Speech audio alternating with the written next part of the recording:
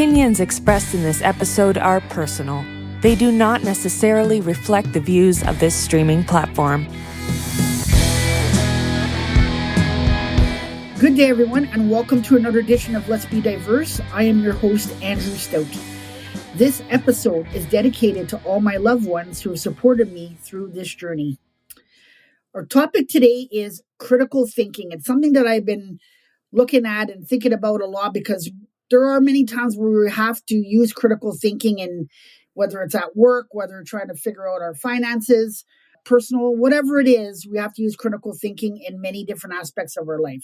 My guest today is Candace Taber.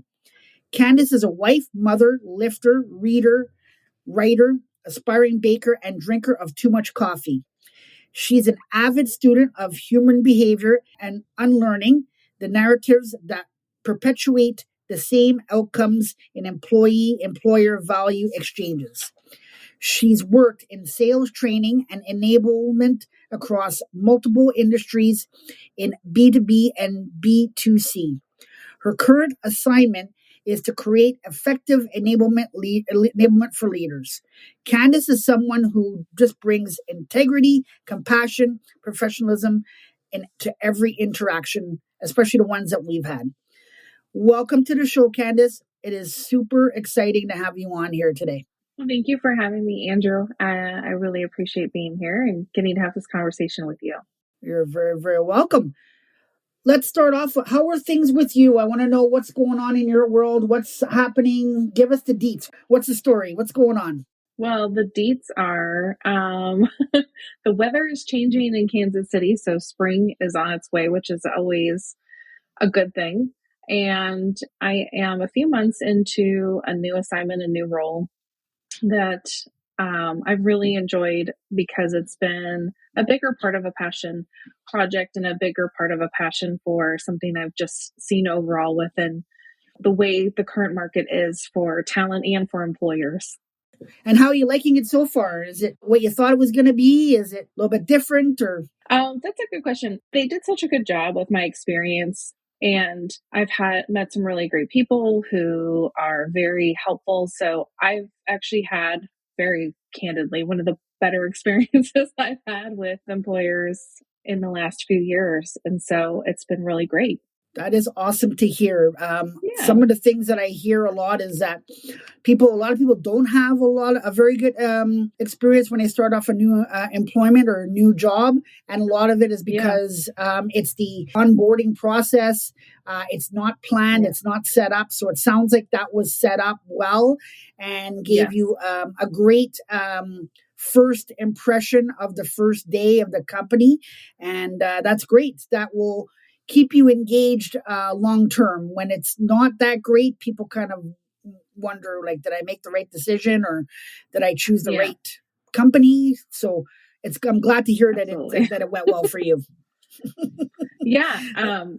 Gosh, I think we're all familiar with those kinds of experiences. And so when you have a good one, it makes you really appreciate it because the people, put intentionality behind it, and it makes a difference. Makes people feel like they matter. It certainly does. It certainly does. Well, I'm glad to hear that everything is going well for you, and congratulations on the new assignment. That's super exciting. It's always exciting when we have something new. So congratulations on that. Before we begin, I always have a fun question from my guests to get things going. Are you ready for yours? Yes. Okay. Your question today is, if you didn't have to work to make money, how would you spend your time and what would you create? Oh, that is a good question. I love that. This one's easy. I would definitely have a cafe/bakery. And so I would spend my time recipe testing and experimenting and creating a memorable food experience for people that would come to my restaurant, my cafe. Oh, nice. If that ever happens and you do open up a bakery and you're needing a tester, I am available for cheap. Okay. All I need to do is taste the food. I'll do it for free. Okay. Good to know. Well, thanks for having fun with me. I really appreciate you taking the time to answer that question. It's a great way for us to get started on the podcast, and I just enjoy that. So, why don't we start off with you telling us a little bit about you, your story, and your why?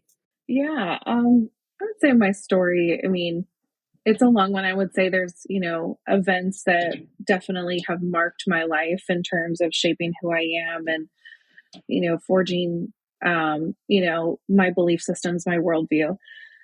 But I think the biggest part of why I focus on enablement, why I focus on learning so much is a big part of that. And that was really fueled by my grandmother. She's someone who, it is International Women's Month. And when I think about, two profound women in my life, one was my grandmother and one was someone who was a mentor in my early career and changed the trajectory for me in so many different ways. And so a lot of my why, a lot of what drives me to work with people and to, just the love for working with people is my grandmother. And it's also my family. I want to make my son and husband proud, when they think about what I do for a living, how I treated people, and that's the most important thing to me is that my son knows that when mommy went to work, she cared about what she did, not more than her family, but cared about the people that she worked with by her role, by her assignment. And I don't stop caring about people when that assignment changes. So, really, all that to say is, learning and getting people what they need and focusing on enablement is really about serving other people within the workplace because you see their potential and you know that either you had an experience where someone didn't help equip you for what you needed for success. And so I take it as a privilege and a responsibility that when I'm in a workplace that I'm going to be that person that help support you and enable you because you're absolutely worth it. And every human has gifts and talents. And I like being a part of more companies who focus on that, who understand that the greatest thing that makes a company successful is its people and not in some ethereal way, like it's not tangible. No, there's things we can do to create the experience for employees that show that they matter. And I think good enablement is one of them. And my drive to do it well is always going to be my grandmother, my husband, and my son. So there's so many things that I want to focus on. There's such a great story. First off, I love the fact that you talk about your grandmother and and how she instilled in you. I love that story. My late mom was the same way. I learned a lot of stuff. I learned a lot of stuff from my father, but I learned a lot of stuff from my mother as well. A lot of the stuff that she instilled in me is part of who I am, very much so, as far as personality wise, being genuine, looking after people, like you said, being kind. That comes from her. So I love that you had said that, first of all. Second of all, I love that you talk about people and how they treat you, and you want to teach your son that way, how to do that. I feel that's super important as well. And for me, that's part of leadership, Candace. I feel like you were leading your your son and your family the way that you want to have your household be, and you're teaching your son and leading him in a direction of how you want him to be as he grows up and becomes an adult. So I totally love that you had said that, and I appreciate the fact that you not that every parent doesn't do that, but I feel like when it's a sincere focus, I truly feel like things work out well for everyone. Yeah. I mean, thank you for saying that. I think one thing is, right, as he's growing up, he's looking at, what his dad and I did with our lives, right? And when we went to work, how did we interact? How do we talk about work when we're at home, right? And we're off the computer or, my husband gets back, how do we talk about our jobs and what we did and frankly how we talk about other people, right? Because he's going to get exposure to that. And I can't turn around and tell my son, be kind to people and treat them well if he doesn't see his father and I doing that in our Right. places of work? Like, I can't ask him to do the same thing that I'm not willing to do. I love that because, yes, I totally agree with you. And if as a leader, for example, if you're doing that at home, it could be the same as an organization and your team. And if you have 10 people on your team and all of a sudden all hell breaks loose and things start happening, it depends on if you're going to act as a leader that, oh my God, what's going on? And you're going to act with the chaos. Well, then everyone's going to follow your lead and they're going to follow that. That's If right. you have a That's calm right. demeanor and if you have a certain way of acting and you tell everybody everything is going to be okay, and you start to develop a plan to make sure that everything is going to be good, well, then they're going to follow that. So I feel like that's important in a home as well. And like I said, I love that you do that with your son, and I think that's super important. And it kind of leads into our conversation today, which is super cool, which is critical thinking. So, Candace, Mm-hmm. I want you to tell me, what is critical thinking? Critical thinking is, if we go to a classic definition, it's not going to say this, but I think one, it's pausing and assessing, analyzing, and doing some research and analysis really before you come to a strong judgment about something. So, critical thinking is really about testing out whether or not you're right about something, or if you're learning about something, having a hypothesis and testing out that hypothesis, or doing research to get perspective and remove biases of your perspective as much as possible. So I think those are some core components that are really important. We do all have biases, right? And so I think that one of the best things we can do is acknowledge that and be open to remove that or to mitigate that as much as possible so we can learn new things, or we can unlearn things that frankly just don't lend for the world to get better, or situations to improve, or to kick that's the way we've always done it, right? Out the door. And so I think critical thinking is a core skill and component to not being focused on being right, but getting to the right thing, getting to a right conclusion, getting to the right place together. I love everything that you said there, packed in there. I love the fact that you said the research and removing biases. I feel like we're in a stage or in a lot of instances where we assume things, and we shouldn't assume. We should, do our research and figure out stuff instead of assuming that something is going a certain way, or assuming something about a situation or someone. We should do the research and figure out what the situation is, or we may not have to figure out the situation. Just leave it be. If it's something that needs to be left be, leave it be, and it'll all come into play for sure. So I definitely love that. And I love when you said focus on being right. That's something I've noticed a lot. A lot is that people, somebody says something and then people are like, well, I don't think it's that way. I think it's this. Well, it makes me think of diversity of thought. So there's a different way of thinking of things. And there's no, doesn't mean that I'm right, I'm more right than you are, or vice versa. It just means that I think of something a little bit differently and you think of something a little bit differently. So the way I look at it is, I look at it this way, Candace looks at it that way. I'm going to respect, I may not agree with her, but I'm going to respect her thoughts as long as she respects my thoughts. And then we're just going to leave it be. So I love when you said that, focus on that. Well, I think that's one thing that's really important is a lot of times we're so fully charged on wanting to be right and be affirmed. And I think that goes into another conversation. We can have another time about worth, and where people derive that idea from on self-worth and their worldview on that, because it's okay if you're not right and you learn something new. But right now, a lot of people are really charged that being right is having a stake in the ground, or, confirming something to themselves. And really, I have found that being wrong about a lot of things has helped me learn to get someplace right and to get someplace better. Yeah. And being really comfortable with that, because I was definitely one of those kids that like to have the right answer in school, like, hand, hand goes up.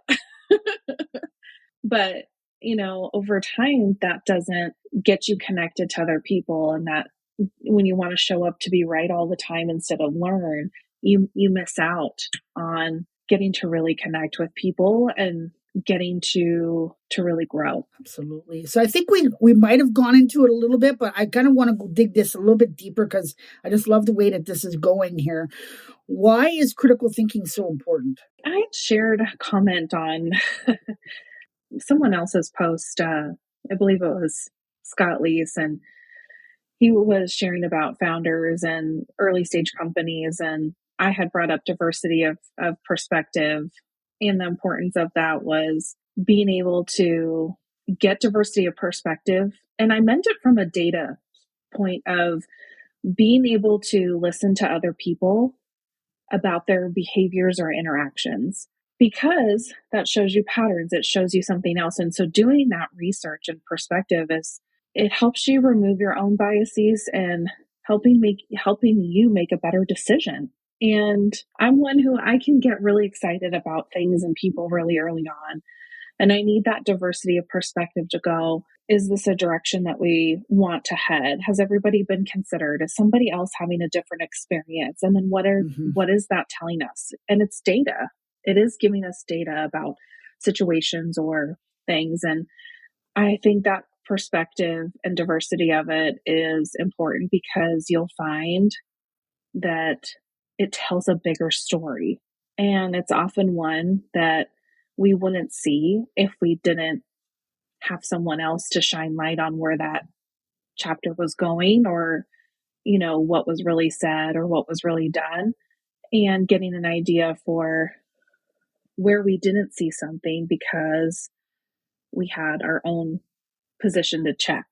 I love when you said listening to people and about their behaviors and patterns, because I do think that people do have a specific language or pattern or what they do. Like, for example, myself, when I speak, I was born in a part of Canada where it's very French speaking, and we talk with our hands a lot, and we talk with a lot of emotion because we get emotional. So we talk with our hands. So, it's a pattern, and, people, it's known, like, okay, he's from that part of Canada. He talks with his hands. It's not a bad thing. It's normal. So I totally agree with you on that. And I don't think we spend time to listen to people enough as well. Mm-hmm. I think we need to spend time. And I always say this a lot, Candace, that we need to figure out, because we talked about earlier about us people wanting to be right, or you mentioned it. Mm-hmm. Sometimes we need to, when someone wants to speak to us or talk to us about something, sometimes they're needing feedback. Sometimes they're just needing you to listen. Oh, yeah, such a good point.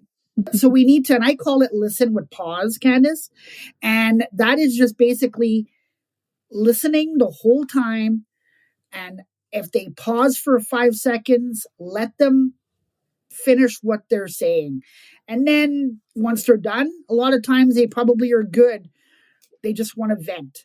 So it's just us to think, it's the person that's listening, and to figure out, what do they need right now? Or, do they need to have some feedback, or they need to just listen? Because if we're listening and they don't want feedback, and we're giving feedback anyways because we want to be right, then that's not good. And it doesn't make that person feel like they are seen, heard, valued, or understood.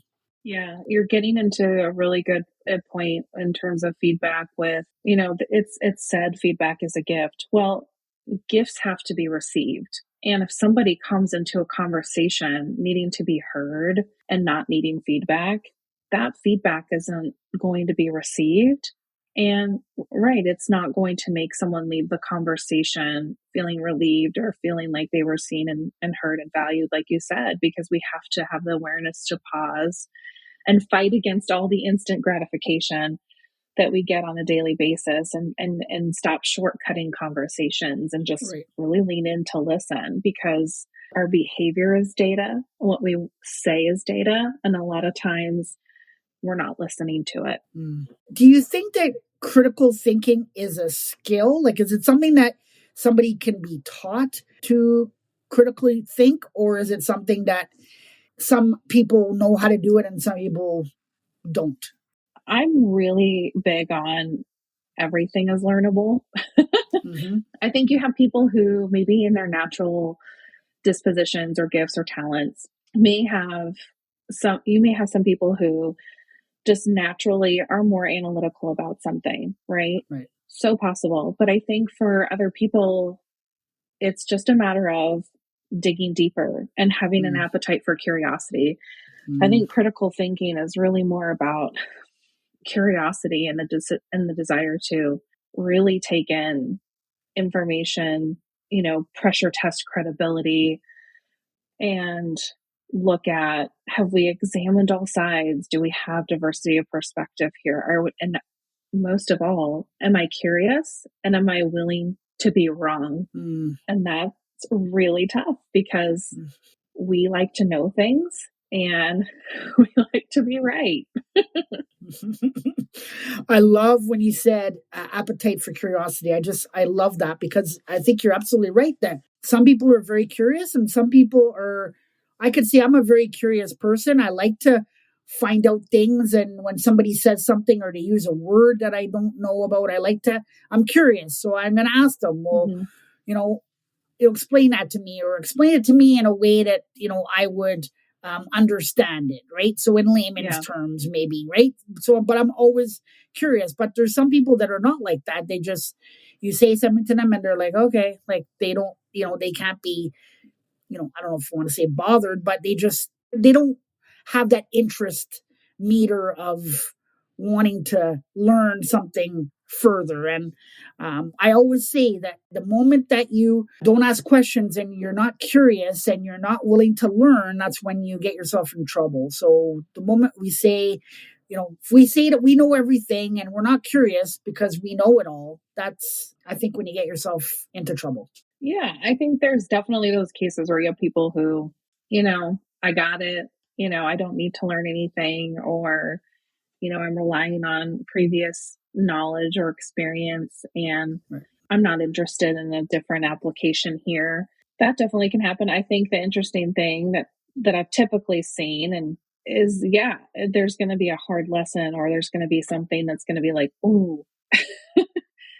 And maybe that helps them, or maybe they want to persist in being right or their path. But I think things, as I see with people, is that everybody comes to a place in their life where they're like, I should have thought deeper about that, or I wish I would have learned, right? And then you have those things that either it's regret or something that was risky and didn't turn out the way you had planned or they had thought. And that's where you kind of had you have a different kind of a learning experience, right? Where it's a higher risk or high propensity for failure, which there's nothing wrong with. It's a matter of, again, going back to the other conversation about worth is, are you going to stay intact when you have a higher, or a harder learning moment, right? And I think that's what makes it hard for some people, is that they were so persistent in wanting to do it their own way, or not wanting to learn, or not wanting to be open to feedback, or not be open to the critical decision making. Right. So, I mean, when we're thinking about critical thinking or curiosity, I'm going to go off topic a little bit here, but it's kind of like, a scenario where you're at work and the company says they want to put in a mental health wellness program where they want everybody to take the course on mental health. And then you have these employees that are saying, well, I don't suffer from mental health, so why do I need to take it? So, critical thinking is that, okay, well, you may not deal with mental health or, on a daily basis, but, we talked about assuming earlier.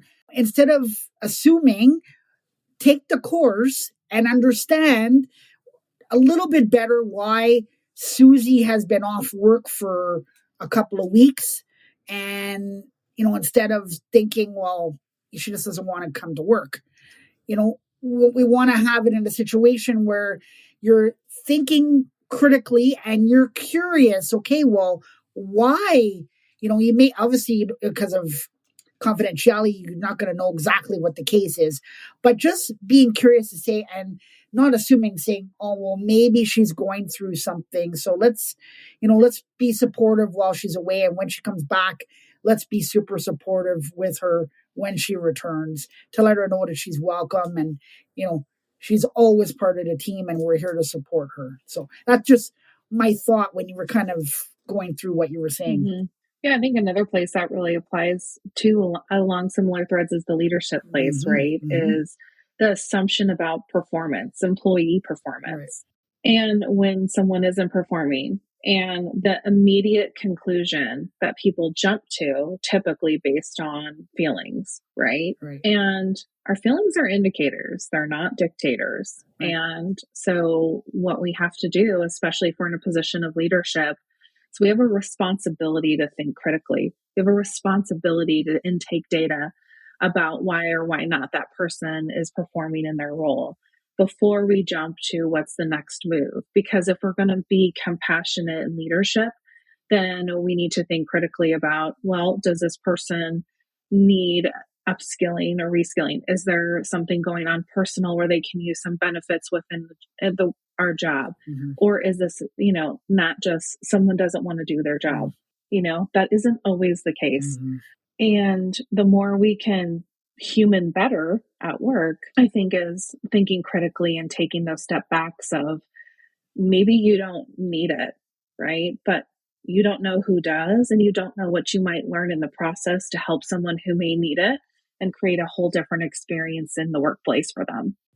I just love when you said human better. That's a golden nugget right there. And I think that's super, super important for us all to remember, that we need to human better in every instance as far as the workplace goes, and to make it a safe work environment for everybody.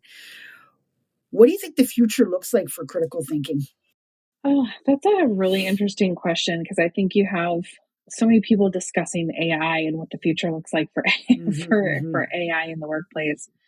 But I think critical thinking is needed more than ever. I think it's something that's going to continue to be needed, especially as we break new frontiers or grounds within technology. Then it's going to be a necessary skill, I think, to hone and develop, and probably even apply to things on a day-to-day basis that maybe people didn't realize, right? Critical thinking is not going to be something just needed within the workplace. It's going to be something needed within life as, we engage, especially as we go more global, right? We're more digitally transformed than we ever have been. And so I think critical thinking is going to be a skill that's going to constantly need to be refined and assessed, and people looking for good information and how do we reach each other and understand points of view, and again, get to that place of getting somewhere right together instead of just being right. I love that. I love everything about that. If you could choose one word to describe yourself, Candace, what word would that be? Oh, that's a tough one. You could pick more than one, but I would say one, but if you have a couple, that's okay. I would say it's probably at least what I hope to be more than anything is kind. And kind isn't, a lot of people conflate nice with kind. It's not, they're different things, right? Kind, I think, is really focused on being empathetic and not leaving it just at empathy, but being compassionate and looking for what is the next right move for people around you. Mm-hmm. I love that word for you. You are a super kind individual. I would probably say also too, from your story and what you're looking to do for now and the future, I would definitely say not just for work, but for your family. I would say forward thinking. It would be something that I would be, it's two words, but that's what I would say for you, because I feel like you're always thinking forward and not just thinking of what today is, but the future and what it's going to look like in a couple of weeks and a couple of months and stuff like that. I know some people don't like to think that way, and we can't do that for everything, but certain things I think we do need to think like that. And for planning, and from what I know of you, you do that. Like I said, not just at work, but in your home as well. So that's what I would say for you as well. Thank you. I appreciate that. I definitely think about things in terms of vision, and I think what we do today, sows into tomorrow, essentially. Absolutely. Absolutely. Any final thoughts today? I think you just brought up some really good things about critical thinking and the strong correlations with leadership. And so I think that that's really the new place that we need to get to. There's 5 generations currently present within the workforce, and you have some generations coming up asking really hard, important questions about leadership. And I think to step in front of that and not just assume things about those generations and what they need, I think we've got to listen to the hard questions they're asking and really take, for anybody stepping into a leadership position, take responsibility for how weighty that kind of role and position is, and make sure that you're applying critical thinking and you're making decisions compassionately and well-researched and focused on taking multiple inputs of data and analyzing that and getting someplace good, getting someplace right with that responsibility. Candace, I want to take the time to thank you for coming on today. You are someone that has impact wherever you are. So whether it's talking with somebody on the phone or on a video or working, or your family for that matter, you've had an impact on me very quickly just by a couple of conversations. I look forward to, we're talking about forward thinking in the future. And I look forward to future conversations with you, future things that we could possibly work on together. That's what I'm thinking of, because for me, you're a clear thinker. You speak very clearly, and I find you very innovative in the way that you speak. So I want to take you time to thank you for coming on today. When you said yes to me to come on, I was super thrilled, and super thrilled to have that this happened today. So thank you very much.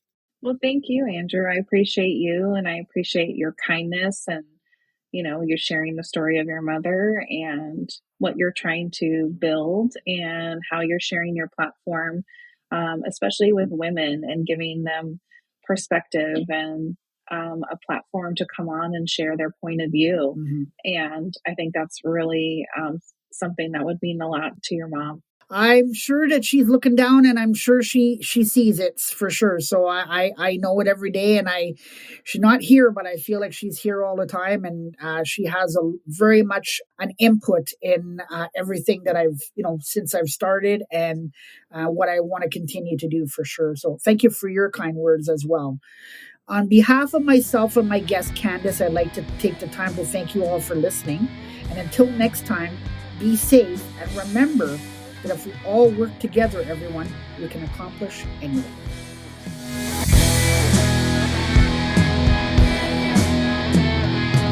You have been listening to Let's Be Diverse with Andrew Stout.